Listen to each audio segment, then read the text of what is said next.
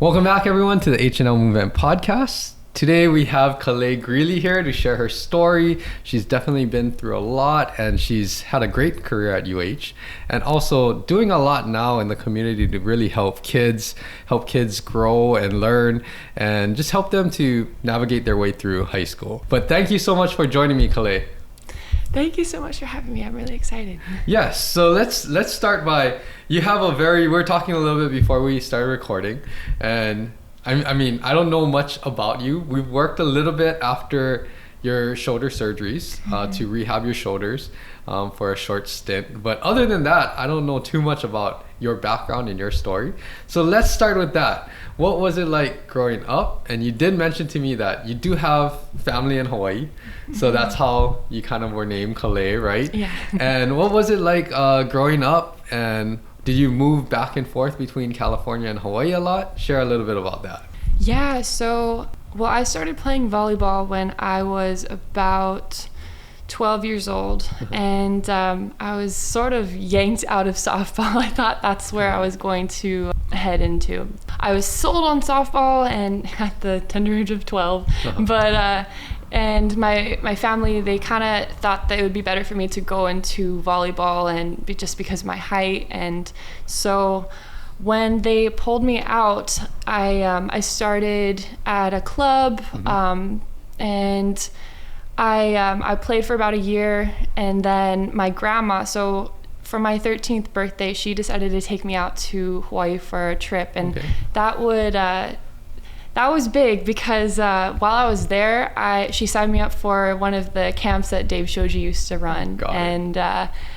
When I went there, of course, I only had 1 year of experience under my belt, but so when I was there, I didn't really make much of an impression, but I just remember being starstruck by all the players there, by Dave, and just totally falling in love with the school and the volleyball program. And I didn't make much of an impression. Of course, I took a picture with Dave, and I thought it was the coolest thing. I was next to a celebrity, but he doesn't remember, of course.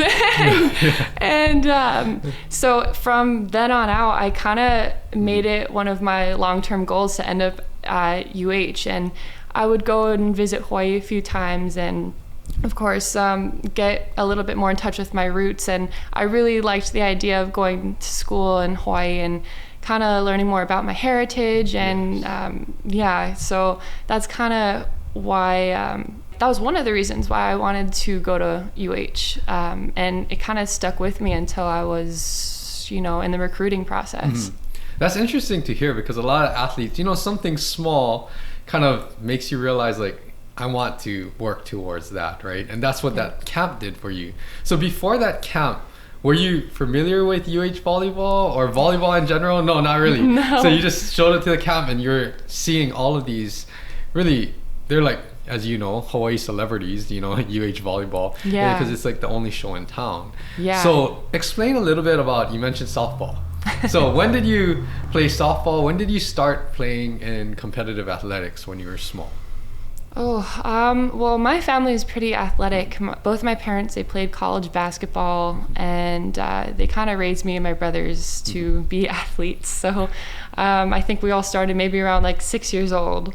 Yes. And I don't remember being too good at anything. Softball, I kind of decided on maybe when I was about 7 or 8, and kind of thought that was what my route was going to be. But my brothers, they were way more athletic than me. And, something actually a lot of people don't know is I'm actually not somebody who's very naturally athletic. I was just always somebody who tried really hard. Yeah, so when I started volleyball initially, I was not good at all. And that first year was really, really tough, and I wanted to quit, but I stuck with it. And those years to follow, I just kind of worked really hard on my fundamentals and everything, and was probably just one of the harder workers in the gym, and that's kind of how I eventually ended up getting to the place of receiving a scholarship from UH. Yes. And that's good to hear too, that even if you're not naturally gifted, you know, or it doesn't come as natural to you when you're younger, if you just stick with it and work with it, a lot of things can develop. And I like how you said you focus on, you know, just improving your fundamentals and just sticking with it, and look where it led you to this day. A lot of great experience, a great career at UH too. So before we touch on more about volleyball and growing up, so in softball, well, did you play any other sports besides softball? I dabbled in soccer and basketball, okay. but yeah, like I said, it didn't go too well. Okay, but for softball, what position did you play? I was a pitcher and a first baseman. Got it. So the reason why it's interesting to hear all of the athlete stories is because in softball too, I mean, you're still an overhead athlete.